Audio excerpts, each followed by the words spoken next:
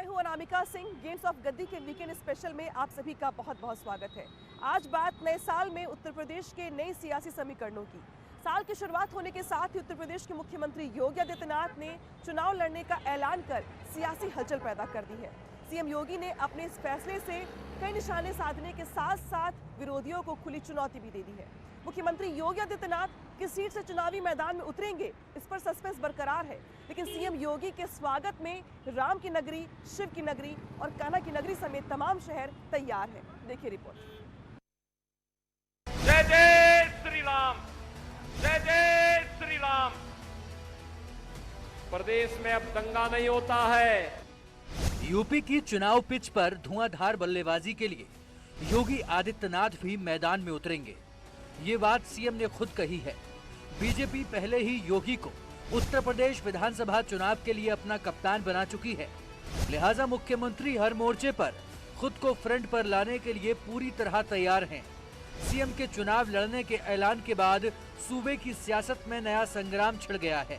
BJP इसके सकारात्मक पहलू गिना रही है, जबकि विरोधियों का मिजाज कुछ अलग है। वो हिम्मत ही नहीं जुटा पा रहे, लड़े कहां से? जिसके पास हिम्मत ही नहीं है, जो अभी भी सोच रहे हैं कि हम कहां से लड़े ना लड़े, तो वो क्या उत्तर प्रदेश को आगे ले जाएंगे? पहले तय तो कर ले। वो मुख्यमंत्री उत्तर प्रदेश के वो नहीं तय कर पा रहे हम कहां से लड़ेंगे, तो सोचिए क्या हालत है। अब इससे ज्यादा क्या कह सकते हैं। उनका ये चुनाव लड़ने का योगी जी का निजी फैसला है। मैंने भी अपनी पार्टी से अनुरोध किया, जहां से योगी चुनाव लड़ेंगे मैं भी वहां चुनाव लड़ना चाहूंगा। तो ये उनका निजी फैसला, उनकी पार्टी का फैसला है। जनता तय करेगी इस चुनाव में कि उन्होंने ठीक काम किया और कि नहीं किया। उत्तर प्रदेश की जनता उनको हराने का काम करेगी। और ये सपा, बसपा, माकपा, भाकपा, कांग्रेस, ये सब भयाक्रांत हैं। इनको प्रत्याशी नहीं मिल रहे हैं, इसलिए ये लुभावनी घोषणाएं करेंगे। और करने के बाद ये इनकी जैसे आदत रही है, ये कभी भी जब भी सत्ता में रहे इन्होंने क्यों नहीं किया कोई काम। जब सत्ता में आते हैं तो वादे भूल जाते हैं। योगी का चुनाव लड़ना यूपी की राजनीति के लिहाज से काफी अहम माना जा रहा है। 2017 में योगी विधान परिषद के सदस्य बनाए गए थे, लेकिन इस बार बीजेपी योगी के चेहरे का भरपूर इस्तेमाल करना चाहती है, ताकि चुनावी रण में पार्टी की रणनीति न सिर्फ साफ साफ दिखाई दे, बल्कि जिस चेहरे के दम पर जीत की बिसात बिछाई जा रही है, उसे भी जनता के बीच सीधा उतारा जाए। उत्तर प्रदेश के विधानसभा चुनाव को लड़ने के लिए मुख्यमंत्री योगी आदित्यनाथ तैयार है। सीएम योगी के इस बयान के बाद सियासी हलचल तेज हो गई है। योगी को चुनाव लड़वाने की तैयारी करना भी बीजेपी की ही रणनीति का हिस्सा है। इसके जरिए पार्टी अपनी मजबूत लीडरशिप का संदेश देना चाहती है, ताकि आगामी चुनाव में जहां एक तरफ कार्यकर्ताओं का उत्साह बना रहे, तो वही विरोधियों को भी करारा जवाब दिया जा सके। 5 साल तक योगी ने सरकार का नेतृत्व किया है। हर चुनौती का सामना करते हुए उन्होंने सरकार और संगठन दोनों को मजबूत करने में अपना अहम रोल निभाया है। योगी की इसी काबिलियत का फायदा बीजेपी चुनाव में भी लेना चाहती है। राजनीति के जानकार भी योगी को चुनाव लड़वाने के फैसले को सोची समझी रणनीति का हिस्सा मानते हैं। बीजेपी का लक्ष्य 300 से ज्यादा सीट जीतकर इस बार भी पूर्ण बहुमत की सरकार बनाने का है। इसके लिए मुद्दे भी वही उठाए जा रहे हैं जिनका हमेशा से फायदा मिलता रहा है। मुद्दों की लिस्ट में सबसे अहम हिंदुत्व और धार्मिक पहलू हैं। हमने कहा था अयोध्या में प्रभु राम का भव्य मंदिर निर्माण का कार्य प्रारंभ कराएंगे। मोदी जी ने कार्य प्रारंभ करा दिया है ना, खुश हैं? अयोध्या में राम मंदिर बनने से खुश हैं सभी लोग। और अभी काशी में भगवान विश्वनाथ का धाम भी भव्य रूप से बन रहा है, आपने देख लिया ना। और फिर मथुरा वृंदावन कैसे छूट जाएगा। राम मंदिर, काशी विश्वनाथ के बाद भगवान कृष्ण के मंदिर का जिक्र करना बीजेपी की चुनावी बिसात की तस्वीर साफ कर रहा है। मगर सवाल योगी आदित्यनाथ के चुनाव लड़ने का है। वो कहां से ताल ठोकेंगे, इसे लेकर भी सियासी गलियारों में कई सवाल तैरने लगे हैं। योगी के चुनाव लड़ने के ऐलान के बाद उनकी सीट को लेकर के तरह तरह की चर्चाएं होने लगी है। माना जा रहा है कि हिंदुत्व के मुद्दे को धार देने के लिए योगी आदित्यनाथ को रामनगरी अयोध्या से चुनावी मैदान में उतारा जा सकता है, जिसका फायदा राज्य की सभी 403 सीटों पर बीजेपी को मिल सके। अयोध्या से योगी आदित्यनाथ को चुनाव में उतारने की संभावनाओं से कोई इनकार नहीं कर सकता। राम मंदिर बीजेपी का दशकों पुराना मुद्दा रहा है और उसे लंबे संघर्ष के बाद अपना वादा निभाने में भी बीजेपी कामयाब रही है। पार्टी के तमाम नेता अपनी चुनावी रैलियों में इसका जिक्र लगातार कर भी रहे हैं। और आज मैं देख कर आया हूँ राम लल्ला का मंदिर वही स्थान पर आज जोर शोर के साथ बन सकता है। जो रोकना चाहते थे वो सभी को मैं कहना चाहता हूँ, रोक सके तो रोक लो, किसी में रोकने का दम नहीं। राम मंदिर के मुद्दे पर पहले भी बीजेपी को वोट मिलते रहे हैं और इस बार तो मंदिर का निर्माण हो रहा है, इसलिए पार्टी नेताओं को बड़ी कामयाबी की उम्मीद जगी है। ऐसे में योगी को अयोध्या से टिकट देकर भारतीय जनता पार्टी सियासत का नया अध्याय शुरू कर सकती है। वैसे भी रामनगरी योगी के स्वागत के लिए पूरी तरह तैयार दिखती है। पूर्ववर्ती जितनी सरकारें थी, जितने मुख्यमंत्री बने, सब लोगों ने अयोध्या को उपेक्षित रखा था। हम लोग इसके चश्मदीद गवाह हैं। हम लोग 84 कोस की परिक्रमा करने जाते थे तो पीठ में लाठियां खाते थे और पूरे अयोध्या में केवल गंदगी का अंबार था। लेकिन जब से आदित्यनाथ योगी जी सीएम की कुर्सी संभाले हैं, तब से अयोध्या त्रेता युग की अयोध्या बन गई है और हम लोगों का विश्वास है कि योगी जी यहां से चुनाव लड़ेंगे तो अयोध्या का स्वरूप में और निखार आएगा। संत महंत के अलावा पूरे देश और पूरे उत्तर प्रदेश के साधु संत की हार्दिक इच्छा है कि योगी जी पुनः मुख्यमंत्री बने और योगी जी पुनः मुख्यमंत्री बनेंगे इसके नाते, क्योंकि सनातन धर्म संस्कृति, सबका साथ सबका विकास और हिंदुत्व के साथ साथ जिस प्रकार से हर व्यक्ति के लिए उन्होंने काम किया कोई नहीं कर सकता। अभी पिछले सरकार में सिर्फ एक व्यक्ति को खुश करने के लिए लोग काम करते थे, लेकिन नहीं, योगी जी के साथ हर व्यक्ति है। हिंदुत्व की धार को मजबूत करने के लिए योगी के चेहरे को बीजेपी आगे लाई है। ऐसे में अयोध्या से चुनाव लड़ाकर एक संदेश दिया जा सकता है, लेकिन योगी की कर्मभूमि गोरखपुर रही है। वहां से वो लगातार 5 बार सांसद रहे हैं, लिहाजा विधानसभा की सदस्यता के लिए गोरखपुर को भी नकारा नहीं जा सकता। योगी आदित्यनाथ का राजनीतिक सफर गोरखपुर से शुरू हुआ है। 1998 में पहली बार लोकसभा चुनाव लड़ने के साथ ही उन्होंने कभी पीछे मुड़कर नहीं देखा और 2014 तक गोरखपुर लोकसभा सीट भाजपा के पाले में वोट डालते रहे। ऐसे में विधानसभा चुनाव में गोरखपुर की किसी सीट से उनको चुनाव लड़ाया जा सकता है, जिससे पूर्वांचल की सियासत में एक अलग समीकरण बने और 2017 की तरह पूरे पूर्वांचल में एक बार फिर से भगवा परचम लहराया जा सके। बीजेपी की चुनावी रणनीति काफी सोच विचार के साथ बनाई जाती है। हर पहलू का नफा नुकसान परखा जाता है। मौजूदा दौर में मथुरा भी सियासत के केंद्र में है। पार्टी के कई नेता मथुरा में भव्य राम मंदिर की बात कह चुके हैं। खुद योगी आदित्यनाथ भी इशारा कर चुके हैं, यानी योगी की सीट के लिए एक विकल्प कान्हा की नगरी भी हो सकती है। हालांकि बीते दिनों योगी आदित्यनाथ खुद ही मथुरा से चुनाव लड़ने की बात को नकार चुके हैं। मथुरा से चुनाव लड़ने का मेरा कोई कार्यक्रम नहीं है। हाँ, मथुरा मेरे लिए पावन धाम है, आस्था का केंद्र है और मैं मथुरा में पहली बार नहीं आ रहा हूँ। 4.25 वर्ष के दौरान 19 दिसंबर को 19वीं बार में आया हूँ। मथुरा वृंदावन नगर निगम का निर्माण हमारी सरकार ने किया। मथुरा वृंदावन में ब्रज तीर्थ विकास परिषद का गठन हमारी सरकार ने किया है। यहाँ पे मांस मदिरा आदि को बैन हमारी सरकार ने किया है। सवाल सिर्फ एक सीट का नहीं है, बल्कि सत्ता का है। सत्ता के लिए ही पूरा संग्राम छिड़ा है और इस संग्राम में कामयाबी हासिल करने के लिए सीएम को सबसे आगे लाकर बीजेपी खुद को मजबूत दिखाने के साथ साथ विरोधियों को भी खुली चुनौती देने के मूड में है। यूपी में अपनी सत्ता को बरकरार रखने के लिए पार्टी हर कदम फूंक फूंक कर रख रही है। विरोधियों को घेरने के लिए हर स्तर पर रणनीति तैयार की जा रही है। मुख्यमंत्री योगी आदित्यनाथ को चुनावी मैदान में उतारना भी पार्टी की उसी रणनीति का हिस्सा है, जिसके जरिए अखिलेश यादव और मायावती को चुनाव लड़ने की खुली चुनौती देना भी है। योगी को चुनाव लड़ाने का मतलब समाजवादी पार्टी और बीएसपी की लीडरशिप को ललकारना भी है, लेकिन क्या विरोधी इस चुनौती को स्वीकार करेंगे, इसे लेकर भी सियासत गर्म है। तो वेलकम करेंगे, हम तो इंतज़ार करेंगे कि मुख्यमंत्री जी चुनाव के मैदान में उतरें और इसकी घोषणा जितना शीघ्र कर दें उतना अच्छा है। हम लोगों को भी जानकारी हो जाए कि वो कहाँ से उतर रहे हैं, और उतरने के बाद जब नतीजे आएंगे तो देखने को भी मिल जाएगा कि कितना जनता उनके साथ में है और कितना हर वर्ग जो उनसे दुखी है वो किस तरह से वोट डाल करके और बाहर करने का रास्ता दिखा रही है। इससे हम लोगों को कोई फर्क नहीं पड़ने वाला है। देश के सबसे बड़े सूबे की चुनावी जंग हमेशा से दिलचस्प रही है। अभी चुनावी तारीखों का ऐलान नहीं हुआ है, उससे पहले ही राजनीति के दांव-पेच देखने को मिल रहे हैं। अब योगी के चुनाव लड़ने के ऐलान के बाद हलचल और भी बढ़ गई है। बहरहाल इतना तो तय है कि आने वाले दिनों में इस मुद्दे पर काफी गहमा-गहमी होगी और योगी जिस सीट से भी लड़ेंगे उसका असर भी चुनाव में पूरी तरह दिखाई देगा। अब सवाल इसी बात का है कि बीजेपी की इस सियासी रणनीति का मुकाबला विपक्ष कैसे करेगा। Bureau report, news 18।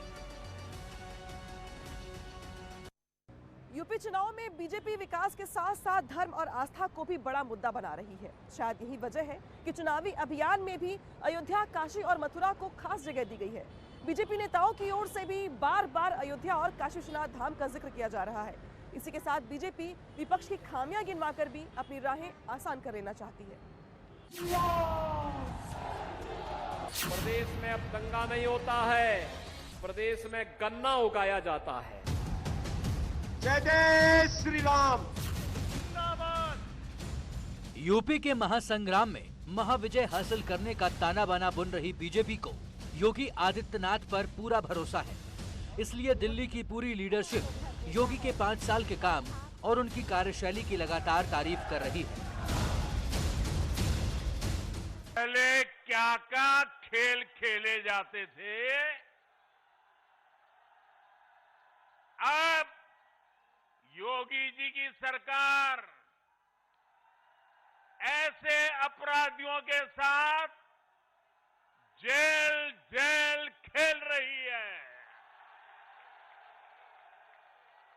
ये बुआ बबुआ, ये कांग्रेस पार्टी कभी यूपी का विकास नहीं कर सकती।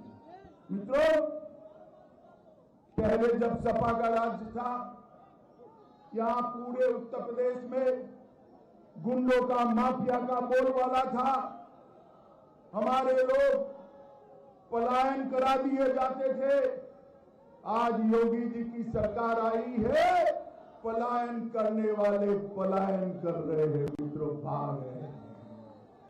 इन्होंने कहा कि मैं 15 लाख लोगों को लैपटॉप दूंगा और 15 लाख लैपटॉप खरीदे थे और बटे सिर्फ 6,25,000।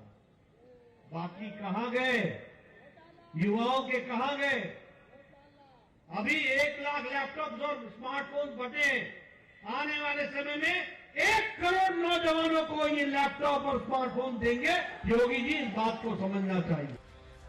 बतौर सीएम योगी ने नजीर पेश की है और वही काम बीजेपी आगे बढ़ाना चाहती है। इसलिए योगी के चेहरे पर ही चुनाव लड़ने का ऐलान किया जा चुका है। योगी आदित्यनाथ भी चुनाव में पार्टी को जीत दिलाने के लिए संगठन के साथ पूरी तरह तालमेल बनाकर काम कर रहे हैं।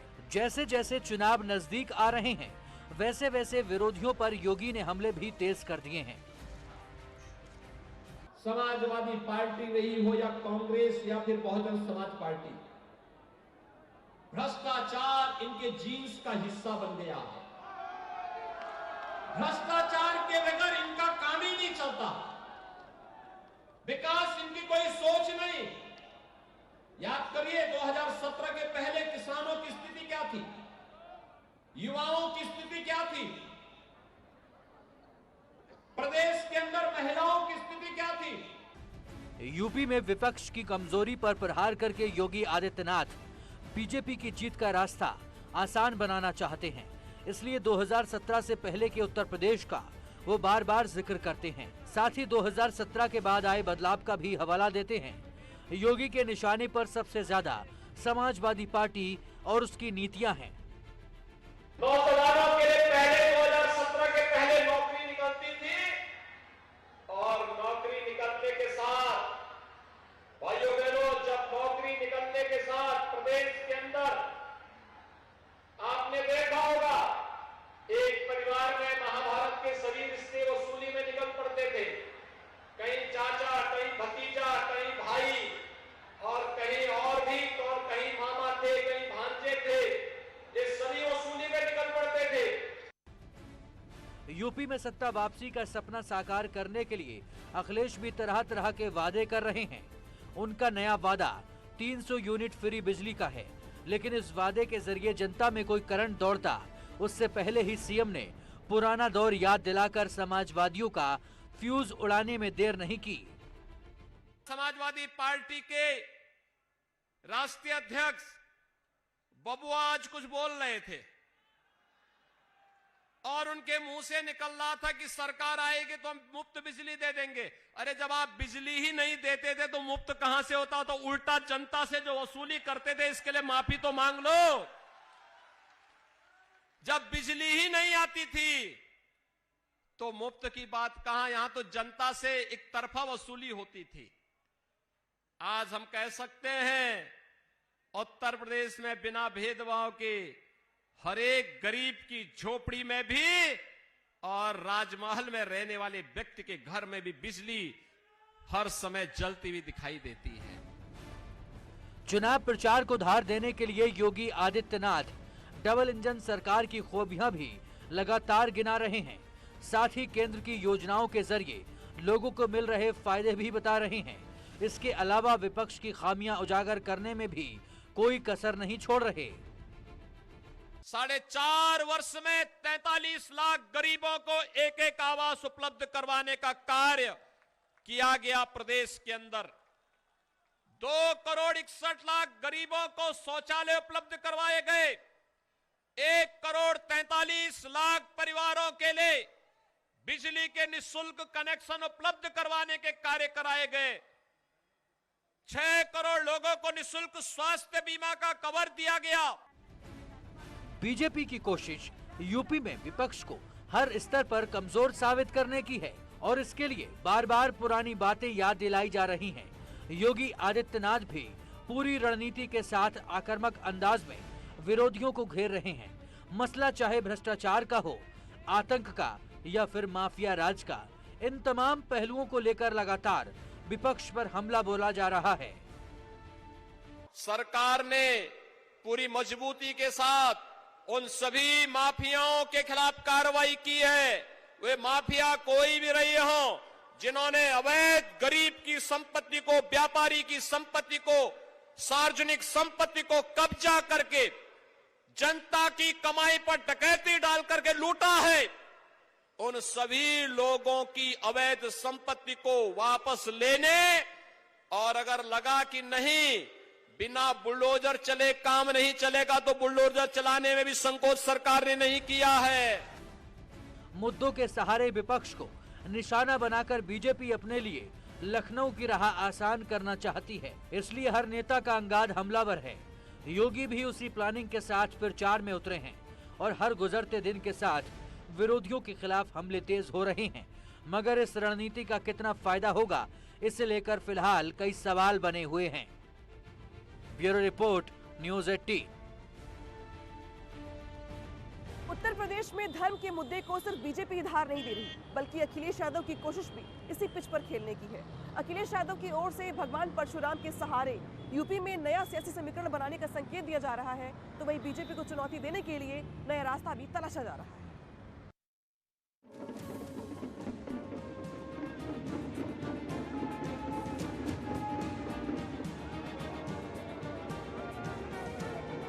यूपी चुनाव में धर्म की धुरी पर सियासी लड़ाई लड़ने की तैयारी चल रही है। बीजेपी की पिच पर खेलने के लिए अखिलेश यादव भी तैयार हैं। बीजेपी अयोध्या काशी की बात कर रही है तो अखिलेश यादव भगवान परशुराम के सहारे सियासी संदेश देने की कोशिश में हैं। समाजवादी पार्टी के राष्ट्रीय अध्यक्ष अखिलेश यादव अब उस ऐतिहासिक 68 फीटे के फरसे के ठीक नीचे आ गए हैं और वहां पे तमाम लोग उनका अभिवादन कर रहे हैं। साथ ही अब स्थानीय लोग अब पूजा अर्चना के लिए तमाम चीजें लेकर के जा रहे हैं।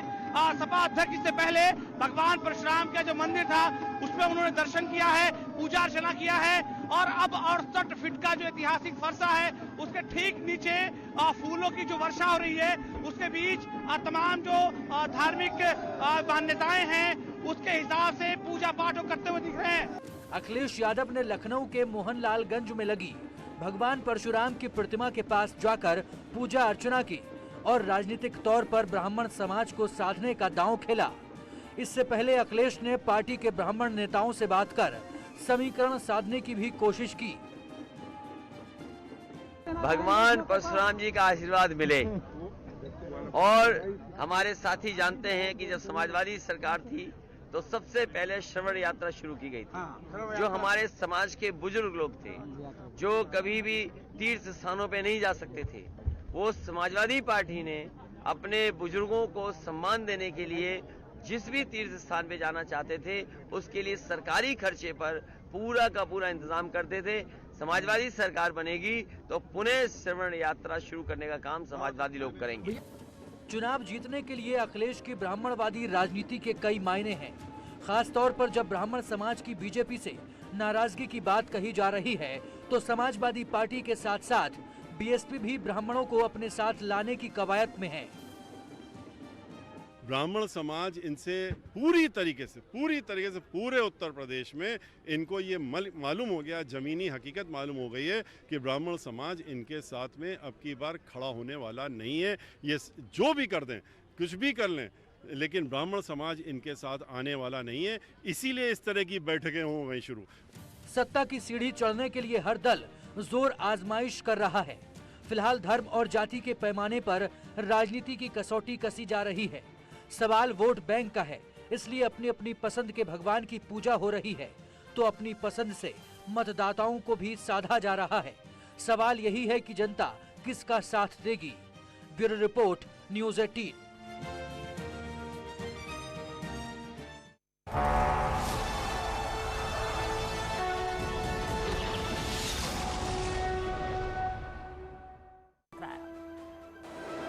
लखीमपुर खीरी में टूरिस्ट बस और ट्रक की जोरदार